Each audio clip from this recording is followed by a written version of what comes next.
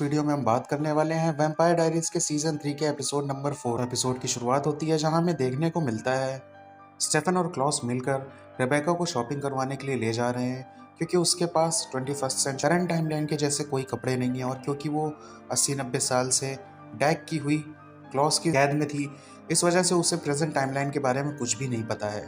वो लोग एक शॉप पर जाते हैं और वहां जाकर क्लॉस रेबेका को कपड़े दिखाने लगता है। तभी स्टेफन फ्रेश एयर के लिए बाहर निकल कर आता है और वहीं पर उसे कैथरीन स्टेफन से कहती है कि उसने पता कर लिया है कि क्लॉस वही नेकलेस ढूंढ रहा है जो नेकलेस स्टेफन ने एलिना को दिया था गिफ्ट। सुनकर स्टेफन उससे कहता है कि तुम्हें किसी से कुछ कहने की ज़रूरत नहीं और वो पूरी कोशिश करेगा कि क्लॉस को ये बात ना पता चल पाए कि वो स्टेफन ने एलिना को दिया था और वो नेकलेस कभी स्टेफन के पास हुआ करता था।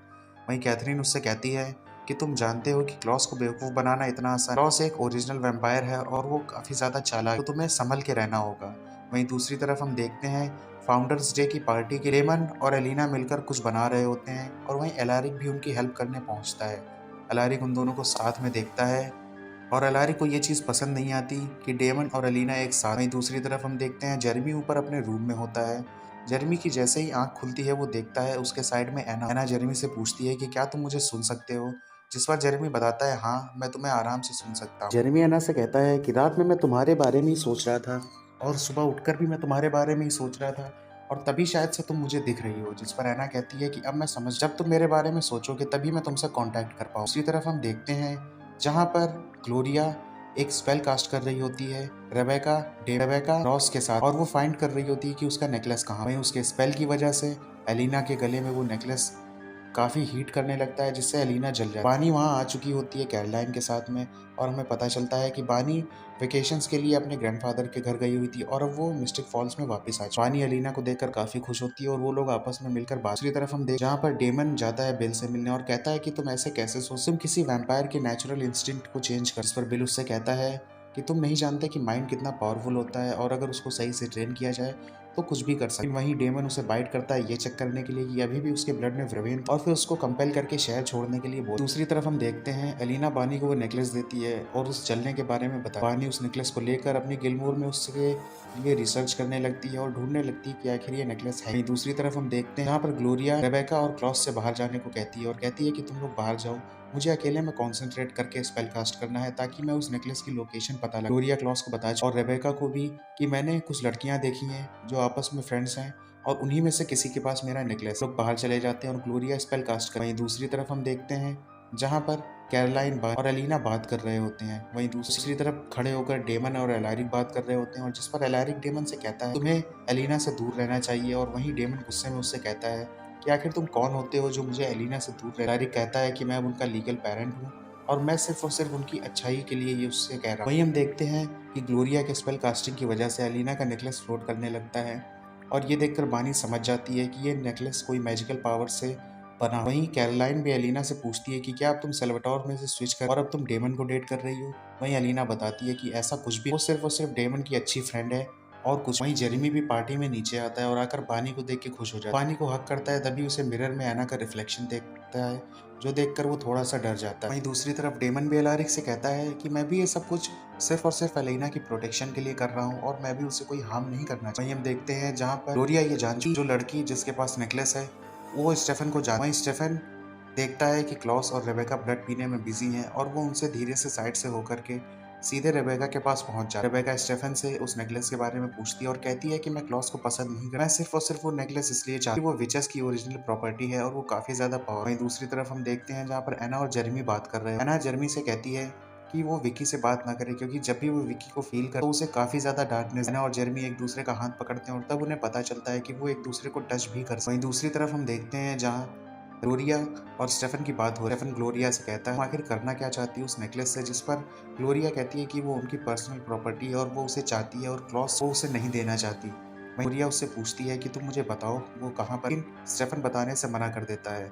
स्टेफन ग्लोरिया के ऊपर अटैक करने वाला होता है लेकिन तभी ग्लोरिया उसके ऊपर एक पैरालिसिस स्पेल कास्ट कर और वो पैरालाइज हो जाता है। वहीं ग्लोरिया एक और स्पेल उसके ऊपर कास्ट करती है जिससे वो जान जाती है एलिना कहाँ पर है और ग्लोरिया को कुछ विजन्स दिखते हैं स्टेफन के पास्ट के जहां उस मेमोरीज को देखता है एलिना और स्टेफन के एक साथ में और तभी उसे दिखता है वो सेक्रीफाइस किया था क्लॉस ने और तब उसे पता चलता है कि एलिना ही वो डॉपलगैंगर है जिसका उसने सेक्रीफाइस किया था, और क्योंकि अभी वो जिंदा है इस वजह से क्लॉस अपने हाइब्रिड्स क्रिएट नहीं कर पा रहा। ये बात समझकर वो उससे पूछने ही वाली होती है एलिना कहाँ पर है, तब तक वहाँ कैथरीन आ जाती है और ग्लोरिया को मार स्टेफन से वो भी हेल्प करना चाहती है उसकी एलिना को बचाने में। वहीं स्टेफन उससे पूछता है कि तुम मुझे बस इतना बताओ कि आखिर कौन सा वैम्पायर हंटर है जिससे क्लॉस के जैसा इमोर्टल और पावरफुल हाइब्रिड वैम्पायर भी डर रहा है, और वो उससे क्यों डर के भाग रहा है। वहीं एलिना कहती है कि मैंने भी किसी वैम्पायर हंटर के बारे में सुना था, बट मैं उसके बारे में इतना ज़्यादा नहीं। और स्टेफन वहाँ से निकलने लगता है एलिना की हेल्प करने के लिए, और कैथरीन भी उसे अपने साथ में ले चली, लेकिन स्टेफन उसे अपने साथ में आने से मना कर देता है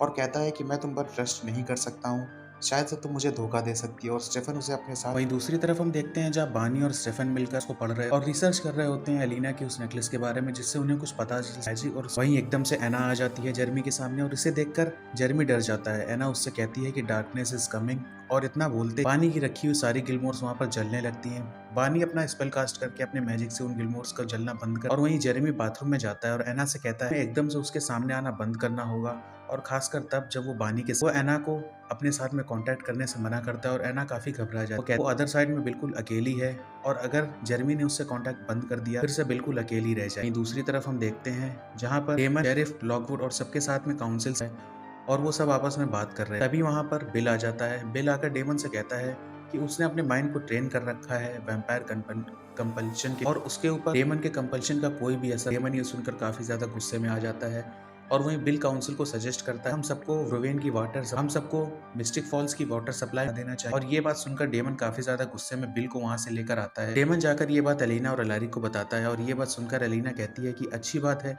अगर रोवेन आएगा वाटर सप्लाई में तो इससे डेमन भी कंट्रोल में। डेमन काफी ज्यादा गुस्से में होता है, और वो वहीं एलारिक से बहस करने लगता है। डेमन गुस्से में एलारिक की नेक क्रैक कर देता है और उसे मार। डेमन जानता था कि उसने गिलबर्ट रिंग पहन रखी है और वो वापस आ जाए। डेमन वहां से बिल को लेकर सीधा एक रूम में जाता है और उसको टॉर्चर करने लगता है। डेमन बिल को मारने ही वाला होता है, तभी एलिना कैरोलाइन को बता देती है बिल और स्टेफन के बारे में। कैरोलाइन वहां से काफी ज्यादा गुस्से में आती है अपने डैड को बचाने। डेमन उसको टॉर्चर कर आते ही कैरोलाइन और डेमन की फाइट शुरू हो जाती है, जिसमें डेमन उससे कहता है कि तुम मुझे नहीं हरा सकती हो, लेकिन कैरोलाइन मैं तुम्हें हरा नहीं सकती हूँ, लेकिन मैं बहुत जरूर हरा। डेमन को चकमा देकर कैरोलाइन वहां से अपने डैड को बचाकर ले जाती है। वहीं डेमन वहां से वापस आकर एलिना से कहता है कि तुमने ऐसा क्यों किया, जिस पर एलिना उससे कहती है कि तुमने अपनी वही पुरानी हरकतें फिर से शुरू कर दी हैं, और डेमन कहता है मैं ऐसा ही हूँ, और मैं। डेमन और एलिना में काफ़ी बहस हो जाती है और वो लोग वहाँ से निकल जाते हैं। वहीं हम देखते हैं स्टेफन भी क्लॉस को धोखा देकर वहाँ से चुपचाप निकल चुका होता है, और वो जाता है सीधे वहाँ पर जहाँ पर क्लॉस ने अपने भाइयों और बहनों को कॉफिन में पैक करके रखा हुआ था। वहीं गिलबर्ट हाउस में हम देखते हैं जहाँ पर एलिना और बानी आपस में बैठकर बात कर रहे होते हैं, और एलिना बानी से अपना नेकलेस लेती है, और वहीं बानी एलिना को बताती है कि जेरेमी को अब घोस्ट दिख रहे हैं, और ये बात सुनकर एलिना काफ़ी शॉक रह जाती है और वहाँ से निकल जाती है। वहीं दूसरी तरफ हम देखते हैं जहाँ एलिना और कैरोलाइन शॉपिंग करने गए होते हैं, और वहीं कैरोलाइन को उसके डैड टाउन छोड़कर पापा के पास जाती है और जाकर उनसे पूछती है आप यहाँ से क्यों जा रहे हैं। वहीं वो कहती है अब तुम एक वैम्पायर हो, और उनका यहाँ रहना कहते हैं कि वो जानते हैं कि भले लेकिन अपनी थर्स्ट को कभी भी इतना कहकर वहाँ से चले जाते। और कैरोलाइन का हम देखते हैं कि पानी से उसका नेकलेस लेकर वहाँ से सीधे जाती है डेमन के पास जाने के बाद से बात करती है, और डेमन समझ जाता है कि वो कैथरीन उससे कहती है कि उसे डेमन के साथ में एक रोड ट्रिप पर चलना चाहिए, लेकिन डेमन उसकी बातों में नहीं आता है और उसके ऊपर काफी ज्यादा गुस्सा कर। डेमन रात की गलती से रिग्रेट फील करता हुआ जाता है एलारिक से माफी मांग, लेकिन एलारिक काफी गुस्से में वहाँ से उठकर सीधे चला जाता है और डेमन से बात नहीं करता। तरफ हम देखते हैं कि स्टेफन सोचता है कि वो क्लॉस के सारे भाइयों और बॉडी से डैगर निकालकर उनको वापस से जिंदा, लेकिन तभी वहाँ पर रेबेका आकर स्टेफन से बात करने और उससे पूछा क्लॉस ने बताया मुझे तुम्हारी पुरानी गर्लफ्रेंड एलिना के बारे में, जो सुनकर स्टेफन थोड़ा सा शॉक रह जाता है। और वहीं रेबेका उससे उसके जाने के बाद में क्या अब तो मुझे दोबारा से प्यार, पर स्टेफन झूठ बोलते हुए उससे कहता है कि हाँ शायद वो ऐसा कर पाए। ये सुनकर रेबेका को थोड़ा डाउट होता है और स्टेफन उससे उस हंटर वैम्पायर के बारे में पूछे। सुनकर रेबेका समझ जाती है कि स्टेफन कुछ और सोच रहा है, और वो तभी क्लॉस को वहाँ बुला लेता है। क्लॉस स्टेफन की गर्दन क्रैक कर देता है और वो वहीं पर बेहोश हो जाता है। रेबेका क्लॉस से कहती है वो माइकल के बारे में उससे पूछ रहा और जानना चाह रहा था कि माइकल, और ये बात सुनकर क्लॉस थोड़ा सा शॉक रह जाता है। और इसी के साथ में वैम्पायर डायरीज के सीजन 3 का एपिसोड नंबर 4 खत्म होता है। अगर आपको वीडियो अच्छा लगा हो वीडियो को लाइक, चैनल को सब्सक्राइब करके बेल आइकन। मिलता हूँ।